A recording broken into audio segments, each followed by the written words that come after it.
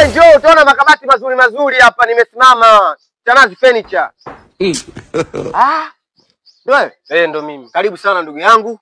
Sasa mimi na haraka kabati ulonitumia hili hapa picha. Usihangaike na mapicha. Kabati lenyewe lipo na uzuri wa kabati linajieleza. Mzigo huu hapa mwanangu. Umeona?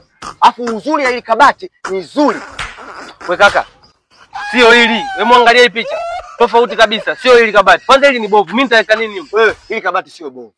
Wewe hujalewa. Ili uone uzuri wa hili kabati lazima unywe bia. Lazima kwanza ulewe. Unajua hili kabati ukiliangalia vizuri, ukiwa umelewa ndio unaliona hili kabati ni nzuri ndugu yangu. Ngoja nikupe mizigo hapa. Nitaweka nini mimi kwenye hili kabati? Unaweka kila kitu, unaweza kuweka viatu, vyombo, chumvi nini.